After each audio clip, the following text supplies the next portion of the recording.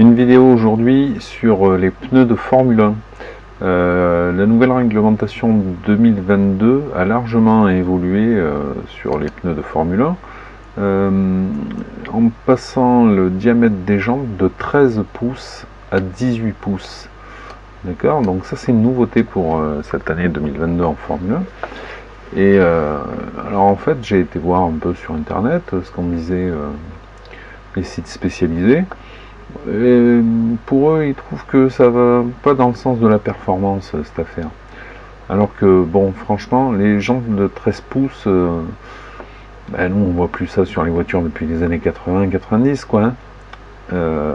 Voilà. Donc, on s'intéresse à ça, on se demande quel peut être le gain de performance avec des jantes de 18 pouces. Alors, ce petit dessin, là, vous voyez, en fait, il illustre que la jante a grossi, bien sûr. Le pneu a légèrement augmenté en diamètre total. Hein. On est passé à un diamètre un peu plus important. Et ce qui change énormément, bien sûr, c'est ça là. Hein. C'est le flanc du pneu. On voit bien que sur des jantes de 13 pouces, on avait un flanc très grand. Et sur une jante de 18 pouces, le flanc est bien plus petit. On va essayer de comprendre ce que ça peut changer. Donc les nouvelles règles, c'est la taille des jantes qui passe de 13 à 18 pouces, le diamètre du pneu de 670 mm à 725, donc on est sur une augmentation de un peu plus de 5 cm. La largeur des pneus avant passe de 305 mm à 270 mm, et reste inchangé à l'arrière 405 mm. Donc là on perd quand même un peu, hein, on perd 35 mm de largeur de pneu, c'est quand même pas rien. Et les disques de frein, donc maintenant, peuvent passer de 278 mm à 330 mm. Voilà ce que les nouvelles règles permettent. Alors évidemment, hein, on ne pouvait pas augmenter les freins avant avec des jantes de 13. Maintenant, avec des jantes de 18, il y a la place, on peut mettre des freins plus gros. Est-ce que ça change beaucoup de choses? Oui, sans doute, ça change quand même des choses. On va calculer quelque chose qu'on connaît bien sur les pneus de voiture normales, hein, le rapport H sur L. Sur nos voitures, c'est ce qu'on appelle la taille. Hein, vous avez un pneu qui fait 205 65 14 ou 205 55 17, bon, j'en sais rien. Voilà, c'est ce qu'on appelle la taille, c'est en fait le rapport H sur L. H, c'est la hauteur du flanc, L, c'est la largeur du pneu. Donc pour un pneu avant de 305 mm de large, pour une ancienne configuration, diamètre de pneu 670. Donc on s'intéresse à un pneu de Formule 1 dans l'ancienne configuration, 305 mm 670. On a donc un diamètre de pneu de 670 mm, une jante de 13 pouces, donc je rappelle, un pouce c'est 25,4 mm, d'accord, et L la largeur du pneu, hauteur, le rapport H sur L. On y va. Dans l'ancienne configuration, on avait donc un pneu de 670 mm. On soustrait 13 pouces fois 25,4 mm pour un pouce. Ça nous donne les deux bandes noires, ici, les deux flancs. On divise par deux, puisque nous, on n'a qu'une hauteur de flanc. Voilà. Et donc, on trouve une hauteur de flanc de 0,50. Alors, on trouve une hauteur de flanc de 170 mm. Et quand on fait le rapport H sur L, hauteur 170 sur largeur 305, on trouve 0,55. Donc les anciens pneus de Formule 1, c'était des séries 55 pour, en équivalent pneus de voiture. Qu'est-ce que ça a changé la nouvelle configuration? On a donc une largeur de pneu de 270, un diamètre de 725. On fait le calcul, 725 moins 18 cette fois-ci, hein, la jante fait 18 pouces, 25,4 divisé par 2. On a une hauteur de flanc de 134 mm. À l'avant c'était 170. Hein. On a un rapport H sur L de 134 divisé par 270, 0,49. On a une série 50. Bon, ça n'existe pas, mais on aurait ça. Donc un pneu, en fait, la hauteur là, elle a diminué de 170 à 134 mm. Donc c'est quand même considérable. La hauteur de flanc sur un pneu là, ça va engendrer plein de choses, sur la dérive de pneu, sur le moment d'auto-alignement du pneu, sur la raideur, etc. Donc dire que ça ne change rien, c'est totalement faux. Alors quelles conséquences de ces nouveaux pneus? Donc sur le guidage, bien évidemment, si le flanc est plus bas, donc on aura un meilleur guidage. Un meilleur guidage, ça veut dire quoi? Ça veut dire qu'en virage, notamment, quand le pneu est soumis à un effort latéral, il va moins se déformer, hein, la base par rapport à la jambe va moins se déformer. On va avoir des pneus donc qui vont être plus directeurs, qui vont mieux répondre à la sollicitation au volant. Le flanc sera moins haut, il va moins se déformer, les pneus vont moins dériver, le moment d'auto-alignement du pneu va être plus dur, voilà, donc ça va être des pneus en fait plus directeurs. Mais exactement comme on peut le faire sur une voiture de tous les jours, hein. Si vous avez des pneus en taille 65 et que vous passez en augmentant la jante en taille 45, alors vous allez gagner en directabilité du véhicule, si on peut dire. Enfin, il va être plus précis votre véhicule.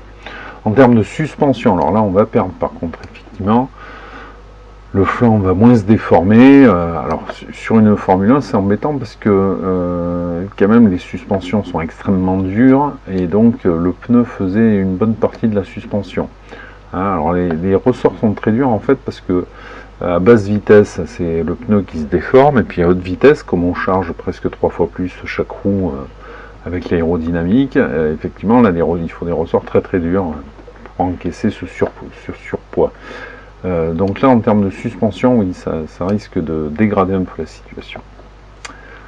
La taille des pneus avant donc, qui diminue et qui passe à 270 mm de largeur au lieu de 305, donc là ça va avoir un effet sur l'effort latéral, hein, puisque les pneus vont être moins larges, on pourra donc passer moins d'effort latéral. Bon, comme ici là on a vu une augmentation du guidage, on peut penser que c'est peut-être un jeu à somme nulle, c'est-à-dire que ici on dégrade l'effort latéral, ici on l'augmente un peu, bon voilà.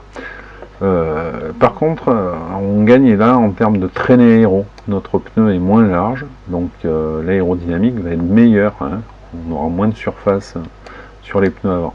Bon, voilà. Est-ce qu'il y a vraiment un gain? Bon, sûrement un peu. En freinage, il y a un gain évident, hein, puisqu'on a plus de place dans une jambe de 18 pouces. On peut mettre des freins plus grands, c'est d'ailleurs ce qu'ils ont fait, hein, puisqu'ils autorisent des freins, c'est pas qu'ils autorisent d'ailleurs, hein, c'est des freins de 330 mm au lieu de 278. Il y a plus de place en termes de refroidissement, c'est sans doute beaucoup mieux. Alors refroidissement sur des freins de Formule 1, en fait, ça travaille entre 400 et 800 degrés, 1000 degrés, bon, très bien. Les freins, leur but essentiel, c'est de dissiper l'énergie cinétique en énergie calorifique. Donc plus ils sont grands, plus ils sont exposés à l'air, et plus ils vont pouvoir dissiper de chaleur. Donc c'est toujours un avantage d'avoir des freins plus grands. Voilà. Mais à mon sens, le plus gros avantage de ces nouveaux pneus, c'est pas celui-là. Le plus gros avantage, c'est la baisse de la résistance au roulement. Donc la résistance au roulement, c'est quoi? Eh bien un pneu qui roule sur la route, il a une résistance au roulement, c'est-à-dire si vous poussez un pneu comme ça sur la route, il va finir par s'arrêter tout seul, hein, parce qu'il faut de l'énergie pour qu'il puisse se déplacer. Et cette résistance au roulement, elle est essentiellement liée à la déformation du pneu sur la route. Alors vous voyez, je vous ai mis un petit schéma là qui vient de chez Michelin. La contribution, alors la résistance au roulement, c'est 15% à peu près, c'est le brassage d'air autour, hein, et le glissement sur le sol, voilà. Après on a la déformation, d'où dissipation d'énergie, la déformation de la carcasse, là, ça va être 60 à 70% de la résistance au roulement, flexion du pneu, compression, cisaillement. Et puis on a 20 à 30%, ça va être les flancs et zones basses qui vont se déformer, voilà. Donc tous ces phénomènes là sur le pneu participent à la résistance au roulement. Très bien, mais qu'est-ce qui se passe quand je mets un pneu plus grand? Eh bien, en fait, quand je mets un pneu plus grand, là, il y a moins de déformation par unité de surface. Et puis, quand le flanc là, diminue en hauteur, il y a moins de flexion de flanc. Voilà, donc en fait, en mettant des pneus un peu plus grands avec des jantes plus grandes, eh bien, je diminue la résistance au roulement. Et ça, c'est inéluctable. C'est d'ailleurs pour ça que sur les voitures modernes, hein, on est passé de 13 à 15 pouces, puis 16 pouces, 17 pouces, 18 pouces, voilà. Parce que chaque fois que j'augmente la taille de mon pneu, je diminue la résistance au roulement. Et la résistance au roulement, aujourd'hui, c'est un paramètre important à diminuer. Cette résistance au roulement, elle s'oppose à l'avancement du véhicule. On estime la valeur de cette force entre 15 et 20% de la charge verticale sur le pneu. d'accord. Donc une Formule 1, on va dire que c'est allez, 750 kg, 400 sur l'arrière, 350 ou 450 sur l'arrière, 300 sur l'avant. Chaque roue avant reçoit donc une charge de 150 kg hein, qu'elle doit supporter. Bon, mais 20% de 150, ça fait en gros 30 décanewtons qu'il faut vaincre. Voilà, chaque roue avant doit vaincre 30 décanewtons, chaque roue arrière un peu plus. 60, on est à 100 décanewtons sûrement. Enfin bon, quelque chose comme ça, c'est un peu difficile à calculer. Mais on comprend bien que cette force-là de résistance au roulement des pneus, eh bien, plus elle est élevée, et plus il me faut de puissance pour la contrer. Donc, en Formule 1, en fait, tout est lié. Si j'ai moins de résistance au roulement, qu'est-ce qui se passe? Ben alors, j'ai moins besoin de kilowattheures pour vaincre cette force. Il me faut moins de puissance pour avancer. Ouais, ben en Formule 1, on ne va pas diminuer la puissance. Donc, on va faire l'inverse. Avec la même puissance, on aura une baisse de la consommation. C'est-à-dire que pour sortir mes, je sais pas combien, 850 chevaux, j'aurai besoin de moins d'essence. C'est important ça? Ben oui, c'est très important. Pourquoi? Parce qu'en Formule 1, il y en a qui dit on est limité en puissance. Alors, c'est moi qui le dis ça, on est limité en puissance justement à cause de la consommation. Hein. Il y a une règle en Formule 1 qui dit pas plus de 100 kg de carburant à l'heure. Si j'ai pas le droit de consommer plus de 100 kg de carburant, eh bien, je suis obligé de limiter ma puissance avec ça. C'est-à-dire que quand j'ai consommé mes 100 kg, je ne peux pas aller au-delà, et donc, voilà. Donc, si je diminue ma résistance au roulement, je diminue ma consommation, je consomme moins que 100 kWh, et je peux donc augmenter ma puissance. Hein, c'est ce qui est marqué là. Si je consomme moins, j'ai plus de puissance possible, et donc le temps autour des nouvelles Formule 1, a priori, ne devrait pas baisser beaucoup. On annonçait au début 2 secondes de moins.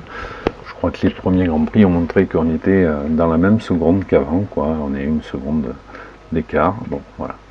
Parce que évidemment, la résistance au roulement des pneus, elle a baissé. C'est un phénomène très important, ça, pour l'avancement des véhicules. Et donc, en fait, le gain là, il est